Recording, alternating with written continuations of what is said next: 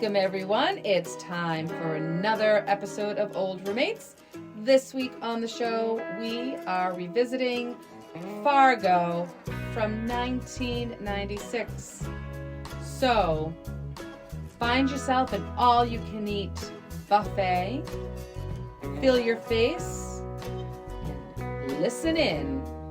Yeah? The episode is about to begin.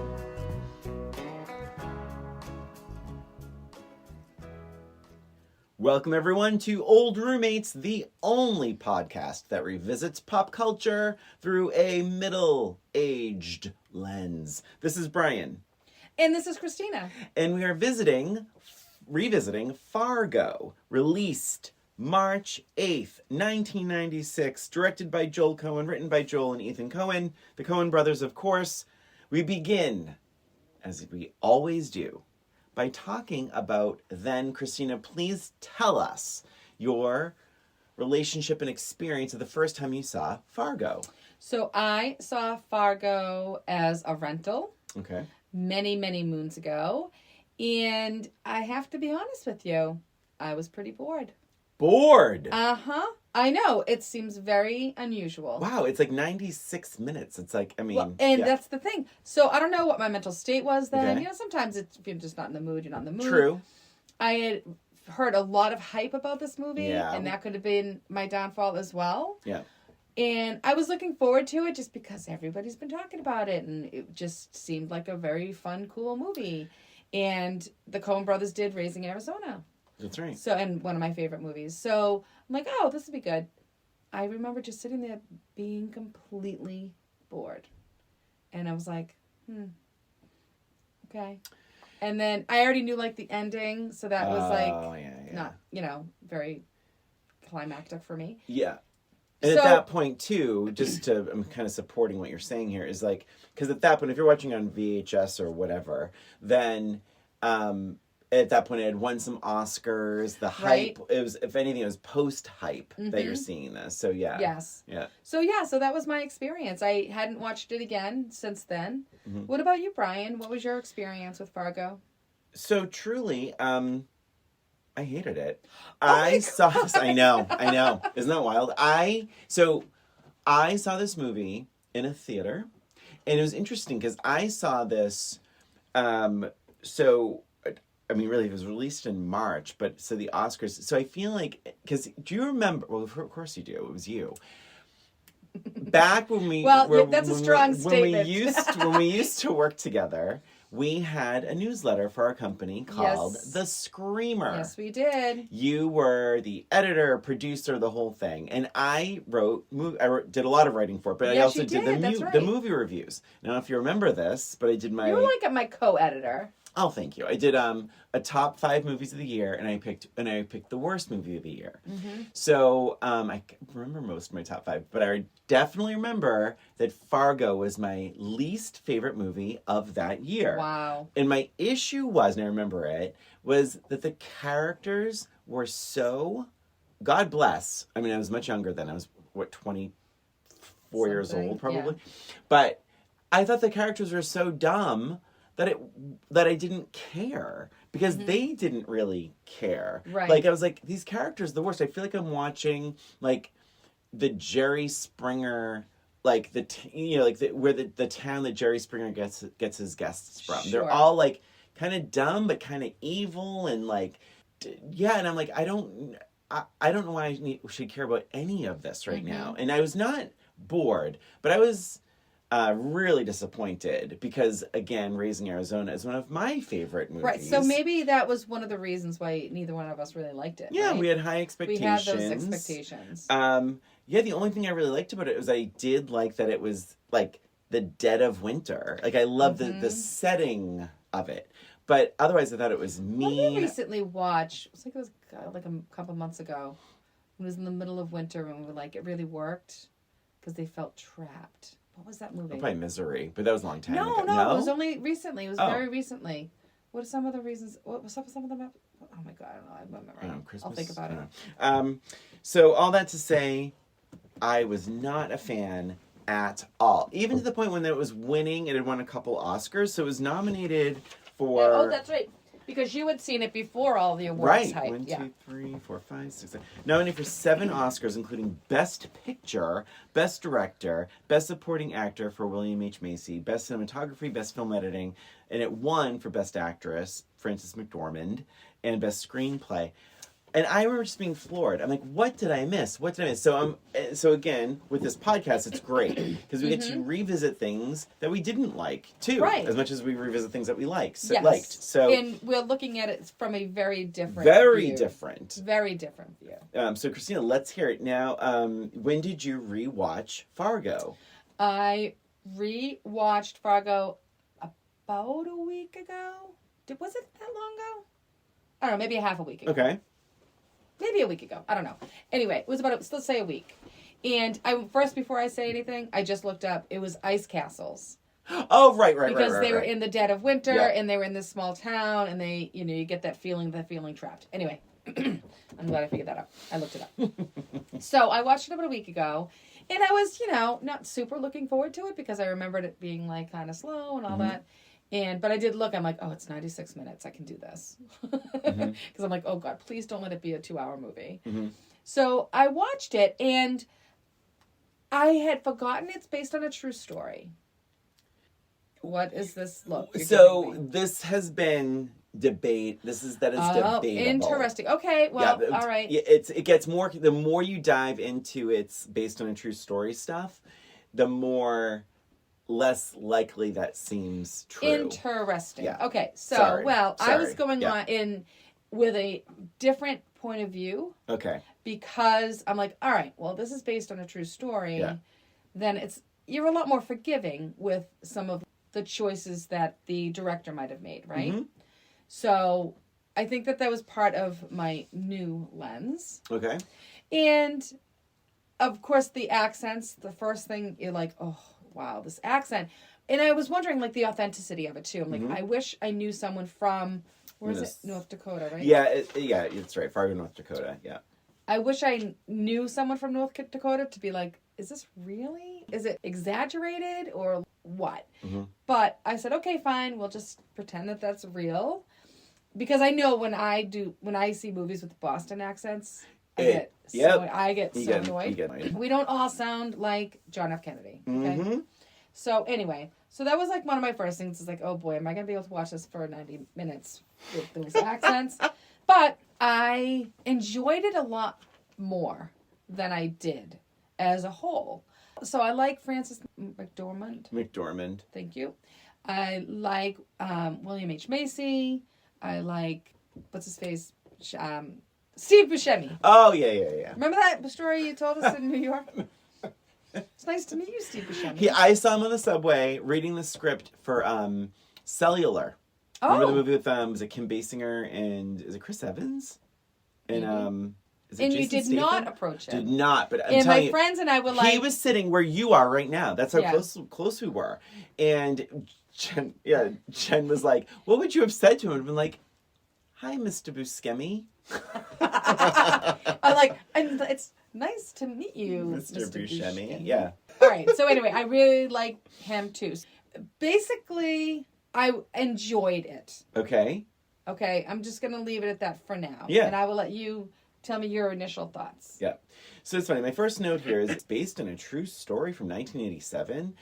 And the more digging I did, the more like it kind of unravels because like it was a DVD and it was a commemorative thing, and I guess on the like sort of special. Yeah, the special features. I guess he features. does say it's based on this true story, but then the more you dig in, it's not quite what happens in that story though, because the film was allegedly inspired by the 1986 murder of a woman named Hella Crafts, which is a weird name. Wowza. Hella, Helle, a flight attendant from Connecticut who was murdered by her husband and her body was disposed of in a woodchipper. Okay. That's about as true as it seemingly gets from all of my research. Because I was like, this is really based on a true story. So I actually approached it a little more optimistically, especially when I saw it was only like 96 minutes. I'm like, oh, Right. this is pretty. This is a short movie. And it has to have some merit. It was up for 7 Oscars. I'm a Right. different person now. My expectations are more leveled. And And love... it's a good cast. It's an amazing cast. And yeah, I mean, Frances McDormand has won, 3 Oscars now, right? She's won for this movie. She won for 3 Billboards. And she won for... Was it Nomadland. Yes. Did you see that? Oh my God, I didn't like that at all. Did you see it? I did not see it. Yeah, I didn't like it. So anyway, my first note is Jerry, played by WilliamHMacy. He is so toxic. He's so awful that it's unfortunate that he's essentially the main character, at least in the first 30 minutes. Friends, in fact, a bit of a negative is that Frances McDormand's character, Margie, doesn't even come into the movie for how long? It had to have been at least 40 minutes, right? That's what I'm thinking, too. And because I was looking for her, too. I'm like, Yeah. where the hell is Frances? Yeah. Yep. I was shocked. And I was not so... Because Jerry is essentially our lead guy in this, and he's awful. I'm like, this isn't fun. This is not a pleasant experience. He's really trying hard to... We don't really know what he wants the money for. He's clearly screwed over his father-in-law's company, which is what a great idea. He needs money, but we're not really sure why he needs so much money. It's never explicitly said. Is it because he screwed over the dealership for the fake inventory of the cars, so they got an advance, so he's trying to pay them up? But then it doesn't even really talk about what he used the money for. There's so much missing from this character. Mm-hmm. And I agree, he's not likable. Mm-hmm. He just seems kind of mousy, wishy-washy, stupid. That was my big issue. Right? Way back when. Yeah. Yeah. And again, like, you want to be on his side in a way. Like, you want to. When I see a main character, I want to be on his side. He doesn't want to kill her, but this idea is mind-blowingly awful, and the people that are responsible for executing this idea are stupid and crazy. Yes. But my thought was, if I knew a little bit more, like you said, what is the money for? Why is he in the situation that he's in? Yeah. Is he a gambler? Mm-hmm. Is he in trouble with the mob? Why does he need this money? Is it just because he feels inferior to his father-in-law? Right. Is it just that he doesn't like his father-in-law? Mm-hmm. I don't understand. His wife, I mean, a bit annoying, but she seems like a good wife. Yeah. What's the deal, guy? What is the problem? It could have been a much deeper, better movie. Because this is what I said to Carl the next day. Carl didn't watch it with me, and I said, what's really funny is, so, full disclosure, I was not crazy about it. Okay. But this rewatch, because I said, Raising Arizona, you felt their longing for a baby. Yes. It doesn't make what they did right. But here's the thing. Raising Arizona, they establish their love. They establish what this baby means to them. They establish how hard they tried. And then the actual kidnapping of the baby is funny. It's not not a great thing to do. But well, and also I love it, like, they redeem themselves a little bit because they're only taking rationalizing. One. Yeah. Well, they like, have too many. They have too many that they can handle. They said it. Yeah. What if we're helping them? Yeah. What if he thought, like, it's like, listen, like, there's just other ways this could have been achieved, and because the characters are dumb on all sides of this equation, none of it's very interesting. And I tripped over my own thoughts from before. It's like, I liked it a little bit more than before, but the same issues kept popping up. I will say this, though. I watched this more than a few days ago. It has really stayed with me. There are certain scenes that keep, like, sort of playing in my head, and I'm like, oh, that was actually really good how they did that. But so often I felt like these things belonged in a different movie. The poor wife. My big note here throughout this movie is, why this town, Fargo, everyone is polite to a fault. In fact, Yes. you could say the reason why Margie is so suspicious of Jerry is because he's not nice to her. Mm-hmm. That is what raises her suspicion. Yes. So, because everyone is so nice, not a single person in town is remotely concerned that there was a triple homicide in their small, wintry town. Yep. And that this woman is missing. And it's clearly she's been kidnapped from her house. Yes, Jerry's trying to keep it... But did they not say anything? Did people know that she was missing? But the other thing is this, like, no one even seems to care. Even the dad. The dad's angry. Right? He's like, well, let's get her back. Let's just get her back. It's like a business deal. Let's just get her back.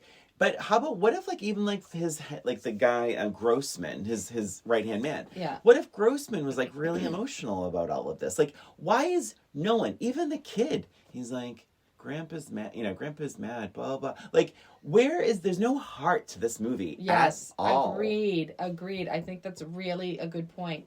That's what's missing is the heart. Yeah.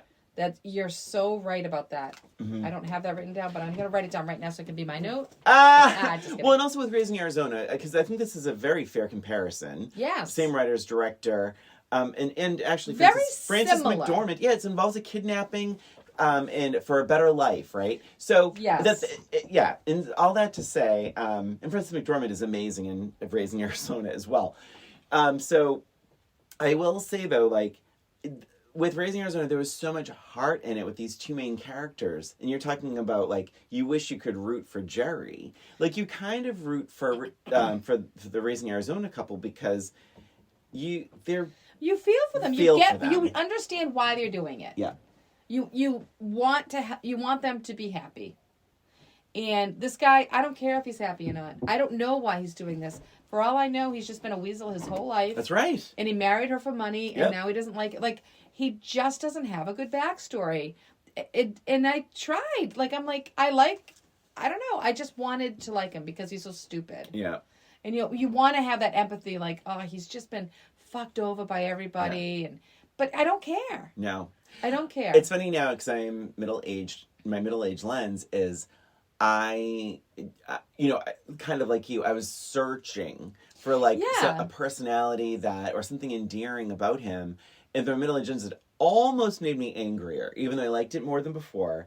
The character of Jerry is like, you just want to punch him in the face. Like, that was at least how that's for me, how I felt. Like, but again, I did like that was, like, sort of the turning point for Margie, where she's like, she actually says, "Sir, you have no call to get snippy with me. I'm just doing my job here." And I kind of love that dynamic. I wish their scenes together were longer. They're so good together. They are so good together. They're great acting. I mean, for sure. The casting in here is excellent. Yeah. So even WilliamHMacy, when he's on the phone, he has to call his father-in-law, and he's doing the fake crying. Yes. Oh my gosh, so good. And it's funny too because he's ready. He's ready. But he forgets that he has a receptionist. So he's like, Wayne Gundelson, please. Yeah. And then he starts crying. And that is funny. Yes. But when you have the juxtaposition of these thugs, and this poor woman falls down a flight of stairs, and then I have a lot of problems with this movie still. Yeah. So, and just, I know we can move past WilliamHMacy too, Jerry. But the one other thing I was kind of comparing him to a little bit, he kind of reminded me of a little bit. Did you ever see Breaking Bad? No. So the main character in that is basically, he ends up getting cancer. And so he ends up dealing drugs to get money to care for his family. Mm-hmm. He just wants his family to be cared for. So this guy is not a great guy, and he makes really bad decisions, but he's doing it for a cause. Mm-hmm. And that was, like, I kind of wishing that this Jerry character was a little bit more like, I forget his name now, Walter. Yeah. In Breaking Bad. Okay. So we can move on. But I was waiting for Frances to show up, and that was just such a long wait. I do think that she delivers the second she's on screen. I loved her. Absolutely. She is so funny in this, I think. Yeah. And the fact that she's pregnant The fact that her accent is great. The fact that she is just hungry all the time. And she's investigating this crazy murder. So you're saying everybody's stupid? She is not stupid. Yeah. She is a really smart person. Mm-hmm. She comes across as kind of cavalier, but she is spot on in everything. Like she figures out the scene in a matter of seconds. Which did raise a flag for me, though, through my middle-age lens. Not back then. But are triple homicides common for her? Like, I loved her performance. Mm-hmm. Obviously, Oscar-winning. She's great in this. The energy is so needed. And her humanity is so needed and all of that. Like, but I never really understood if this was just a day at the office for her. Mm-hmm. Or if this was kind of an unusual thing.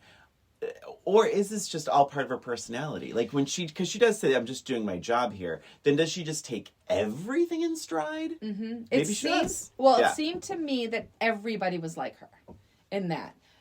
Nothing really got a rise out of anybody. Yeah. So I would say yes, that's probably what her personality is. Yeah. Just like, just another day on the job. The fact that she's talking about what happened, this guy,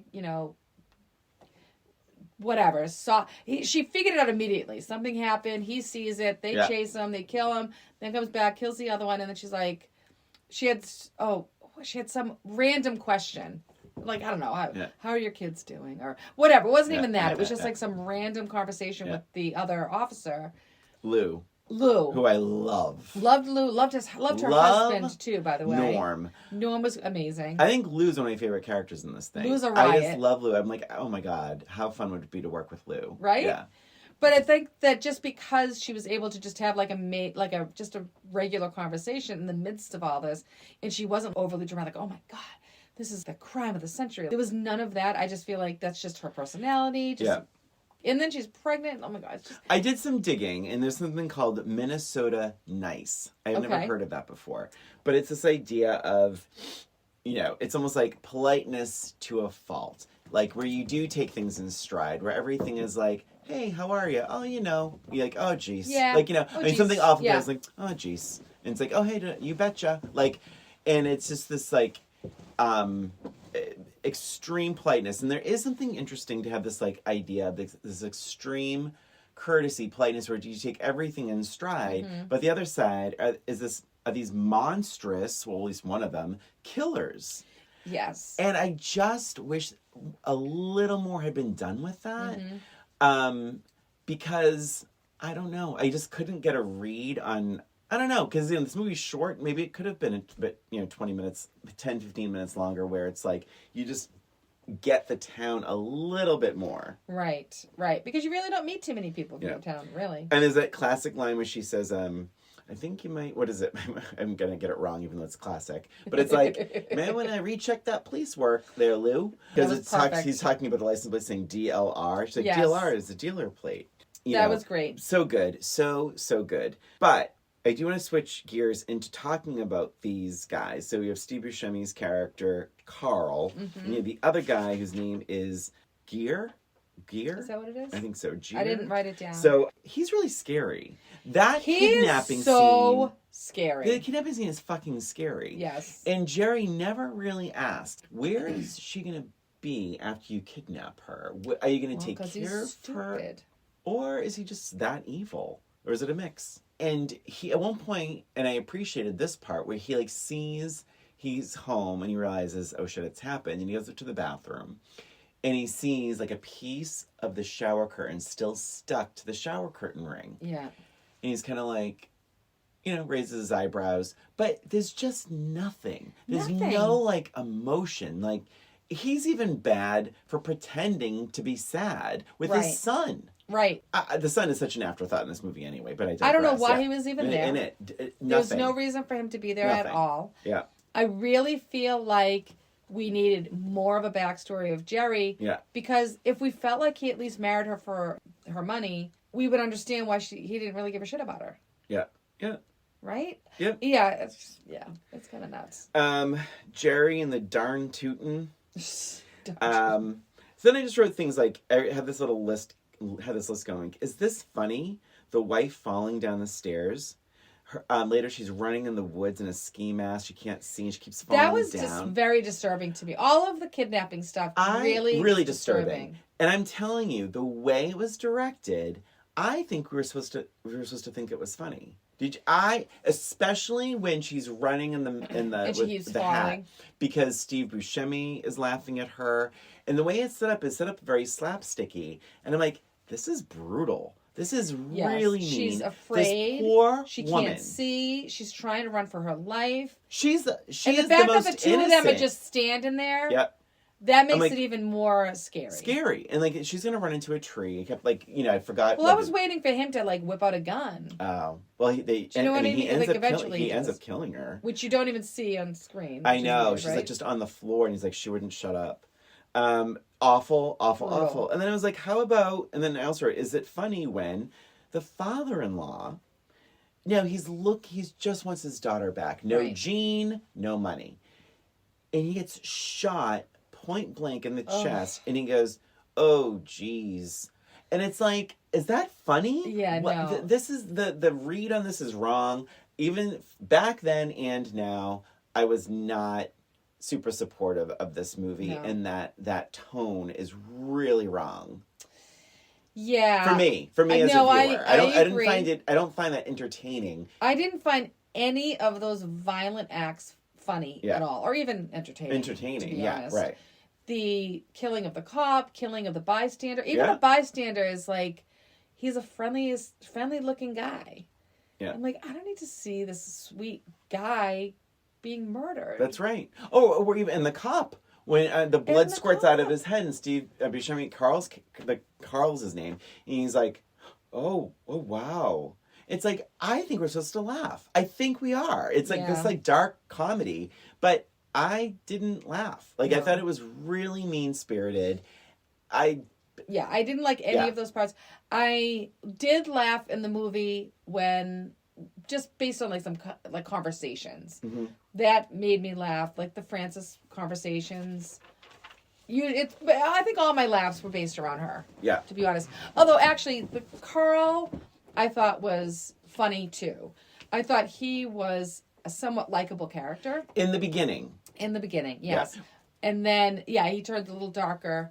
He doesn't know what he's in for. No. Yeah. He seems a little bit more like, almost like a Joe Pesci kind of... Exactly. Yeah. Well, because his big argument with Greer is like, he's like, you're not going to talk to me at all? Like, what? You don't talk. Why don't you talk? Let's talk about something. Fine. Well, if you're not going to talk to me, I'm not going to talk to you. Like, that's funny. But that is... although, wait. Is that before or after the actual kidnapping? I think it's before. I think it's before. Yeah. And, so I don't know. It just felt like I was watching two very different movies. Yes. And I wasn't that crazy about either of them. Yeah. And again, it's the same note. I kept writing it, that it's like, really, like, the townspeople, for being so, like, polite and pleasant and light, it's like they really don't seem that concerned about this triple homicide that happened. No, they really don't. Another thing about Margie, you really liked her. You thought she was very nice, the heart of the movie or whatever. So, yes. But that scene, then she's interviewing those women at the bar. Right. I kind of like she was making fun of them. Like, and I think that was her way of being frustrated. Okay. Because she's asking, what does he look like? And he was a little guy. He was a little funny looking guy. Kind of funny looking. Well, what makes him funny? I think she was trying to be patient with them and was getting frustrated. I didn't get the sense that she was making fun of them. Mm-hmm. Because they all have the same accent and things. That's true. And that's fair. And one of them, one of those actresses was actually a dialect coach for the movie. No way. Yeah, I didn't look up which one. So the blonde one, she eventually ended up on Reba. How did I know? Yeah. I didn't know that. Yeah, she was one of the main characters. Like I never watched Reba. Did you watch Reba? Oh, no, I never did. But I think she was her husband's ex-wife or something like that. Yeah.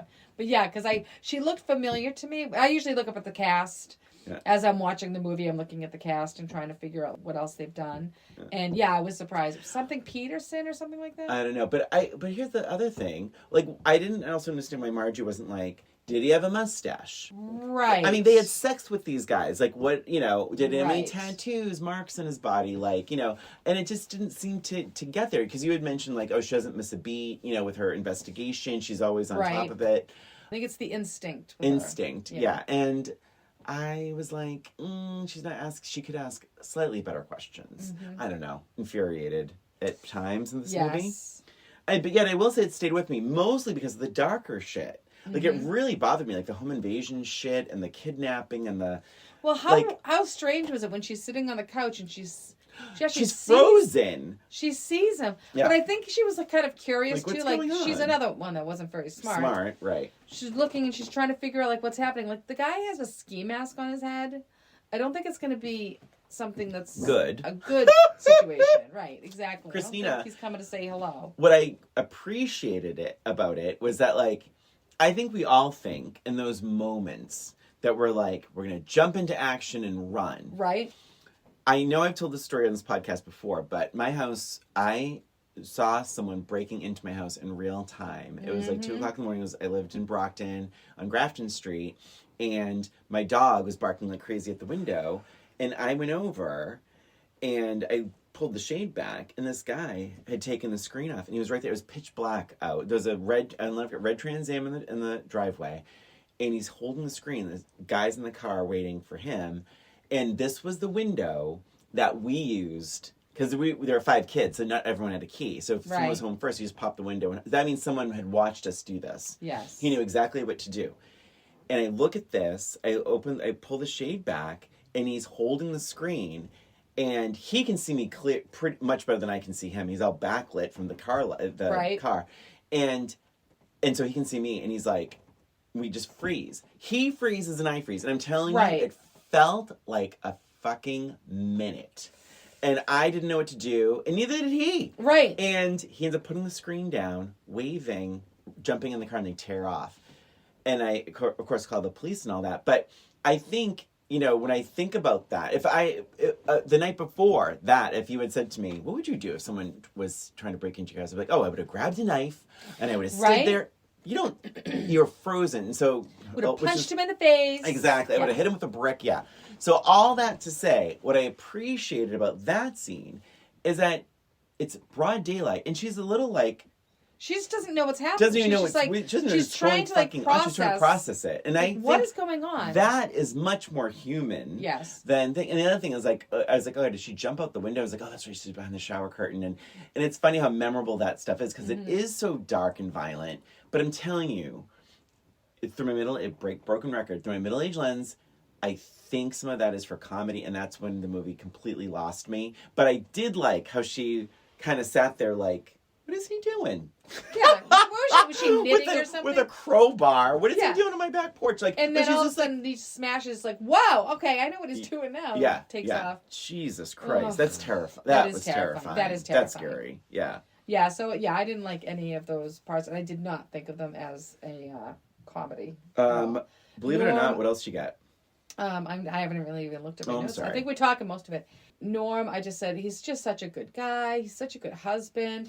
Got to eat some breakfast. Loved that. Just awesome. That... And he just shows up for her without any question. Just a complete support system. And she's a great wife. She goes, picks up like the night crawlers for him. Just, I love that relationship. I'm going to say something. As much as I'm crapping on this movie. Yep. That little love story, I'm going to say like a peek behind the curtain. I found that I'm like, that feels very me and Carl in that thing. Like very nice. There are times last year I had to work on this project for work and I was like I was working remotely, but in the office, 2:00 in the morning, working on all this stuff, and Carl truly was like, bring me a gorgeous plate of food that he made, and he's like, you have to eat something, and I'm like, I know, and so he was just bringing me stuff. It's just so and sweet, and he's very, very sweet. So, like that. and I don't mean to one up you, and I'm not trying to one up you, but I would be remiss to not mention that Matt does the same thing for me, and it's usually when I'm podcasting, like it'll be like a Saturday. Usually it's like a Saturday, and I'm like editing and stuff, and I'll be sitting there for like hours in my office. And then he'll just walk in with an egg sandwich or something for me. Super sweet. We married the right guys. We did. They're And so, I'm not so trying thoughtful. to one-up you. We're just but, equals. But I'll tell you this. Equals. I find myself, it's so much easier to shop for Carl than it is to shop for myself. Like, yes. I'll be out, like, go, say, clothes shopping. Not that I ever go clothes shopping, but it's like when I'm out, I'm like, Carl.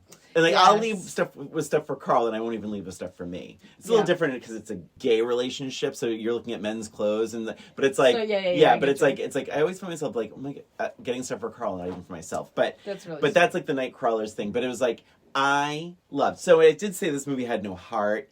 There is that is that heart. Yes. Yeah. What do you think about the ending? That very ending with the two of them, though, because they don't talk at all about her day at the office, her day at work when she saves the day. They talk about the stamp and how his art. Oh, right, the stamp. Oh, I loved it. Loved it. I loved it. I thought it was so sweet. I actually wrote something about that somewhere. The 3-cent stamp. It's just, they're so supportive. And she's talking about he wished it was a mallard. Yeah. And then she's saying it's just a 3-cent stamp. And she's like, no, but when the postage goes up, that's the one everyone's going to need. They're going to need this. They're going to be on everything. And oh my God, I thought it was adorable. Yeah, but she doesn't talk at all about what she did that day. No. I mean, crazy. No. Yeah. I think she leaves her work at the office. Yeah. And I think that's why it is successful, this relationship. Crazy. I wish there was more of them. I wish there was a little bit more of like, is this just a day?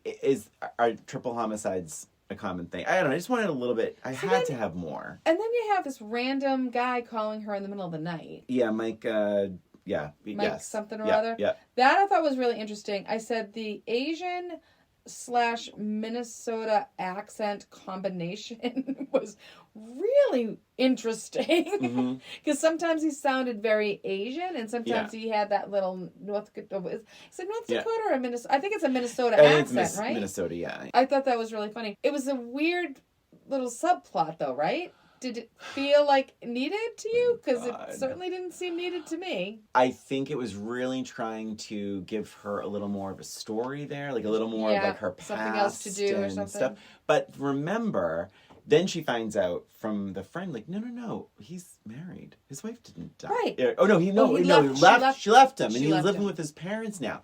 And she's like, you should give her a call. It's like, that opened. That's right. That opened her mind that men lie, and men can really like bold-face lie and fake up emotions and everything else.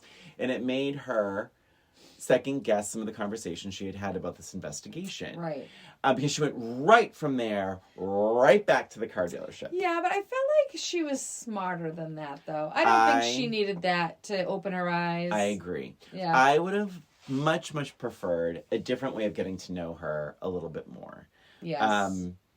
Just a little bit more. She is such and I think what we're saying that is she's such a great character, but introduced way too late in the movie and just not really enough to know what this experience, what this crime, where that falls in her career. Right. I don't know. So that was I think it's important. I wrote down that conversation that she has like this casual conversation. Yeah. In between investigating all this. She's like, yeah. He's like, did you have some breakfast? He's like, yeah. Should we go check out the trooper? So, like, that was, like, really funny. And I did laugh. I mean, it's a very memorable scene, too, where she, like, gets morning sickness. Oh, yes. She's like, think I'm gonna barf. Yeah. The ending, my last note, and then you can take over as you're skimming your notes. I loved towards the end where she's in the police car with, and there was the woodchipper scene, which everyone knows, but, and it's fine. But it's like, I like when she's in the car with the guy, Gear, whatever, and she has that little moment where she says, there's more to life than a little money, you know, and here you are, and it's a beautiful day. Yeah. And it's just so I wrote that simple. Same exact quote. It was great. It's so simple, and so, like, that is just her outlook and everything. It's just and that's why this job is probably good for her because she doesn't take it home. Yep. She does her job. She still prioritizes. Yep. I did write, for Pete's sake, he's fleeing the interview. And I love that she is just so pure-hearted. Like, she didn't even think that he was going to leave. And Right. she's just, like, genuinely shocked that he's leaving the interview. Like, what? The first time I saw first time I saw Fargo in the theater, I remember, like, that was when I was like, ooh, it's going to, like, really start getting good now. And, you know, and then whatever, yeah. And then the only other thing I have written down, she just happens to notice the tan Sierra in the driveway. Well, How so did remember, did I miss something? there was another police officer in the investigation. He talks to that neighbor. Yes. And he says, so where would they go? And he said, oh, around the lake. And he's like, oh, the blankety blank lake? And he goes, no, the White Bear Lake, or whatever it was called. He's like, oh, yeah. Okay, I might have missed that part because I'm like... And then he tells Margie. So it happened, I think they were just focusing on the wrong lake. And there was that random guy who was the bartender. And he's like, oh, no, it's the other lake. And then, and of course, like, it's so desolate there. You know, and them driving around, and her driving around, like, she knew what she was looking for. Okay, yeah. Good. I bought into bit. that. Because I also... Remember, they were going so crazy in that house. Carl and Gear and then the wife, kidnapped wife. Like, there was nothing. Remember, they couldn't get the TV to come in. He was, like, banging the TV. Yeah. They were going crazy. There was nothing around them. Mm-hmm. So, when they heard about the other lake, it was like, oh, well, there's, like, nobody there. And so that's why she saw it very quickly. At least that was my interpretation of that scene. That makes sense. Oh, the other thing was the money. So... He gets the money. He realizes it's $1 million, not $80,000. He takes the $80,000 out. Has the suitcase. He buries it. So this is the part where I was like, true story? How did they know he buried it? Or I'm like kind of curious. I'm like, where's the rest of the money now? Are people like searching North Dakota for this suitcase of money? Yeah.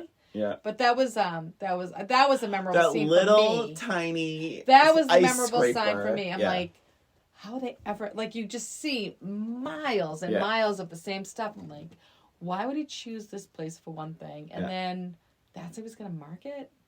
Yeah. Oh, one other thing I laughed at is when Margie is walking to the car that has crashed off the side. And her foot, she takes one step and her foot falls right in the snow. And she looks back at Lou like almost like it's his fault or something. It's very funny. It is good. So I do not have any more notes. Yeah, so more, less, or about the same as before. So for me, it's a more. Yeah.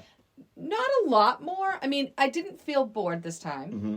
So it was sort of a plus and a minus that I was remembering that the Coenbrothers did Raising Arizona because, you know, you feel that... Yes. You feel familiar with it. But at the same time, you're comparing it and it doesn't hold up. However, I did really enjoy Frances in this. Mm-hmm.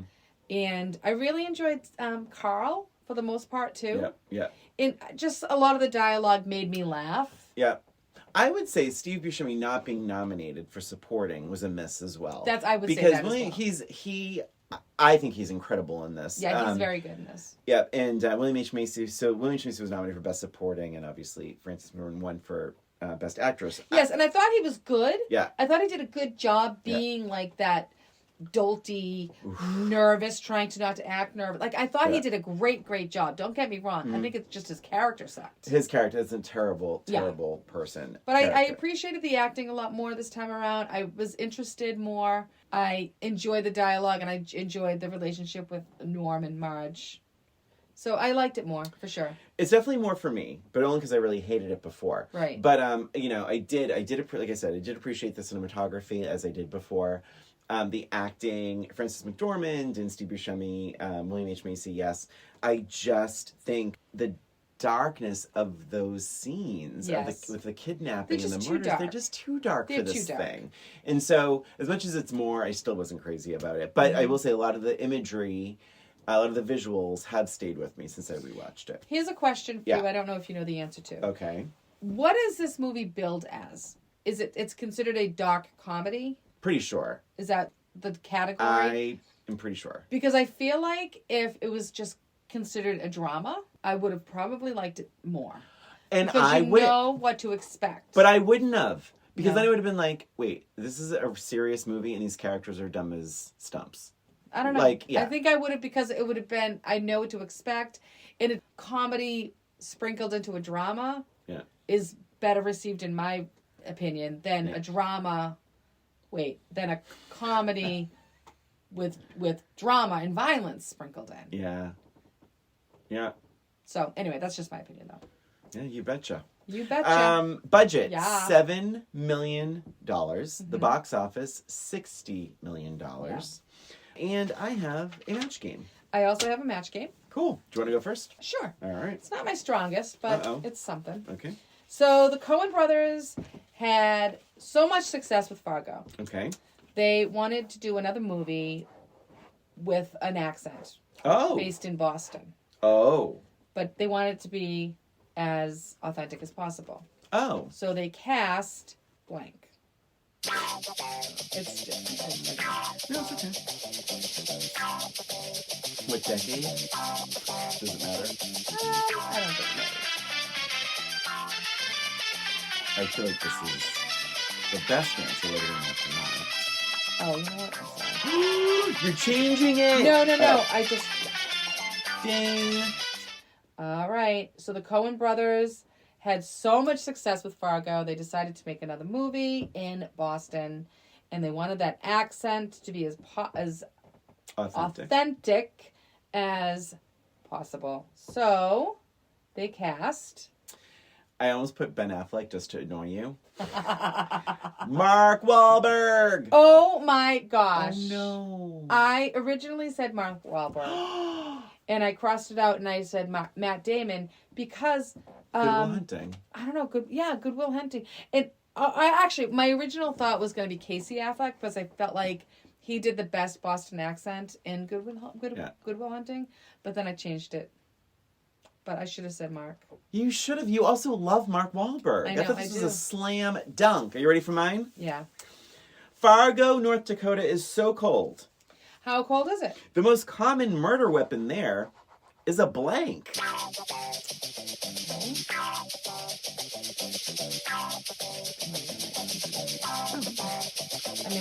I'm running out of room. All right, fine. Ding. Ding.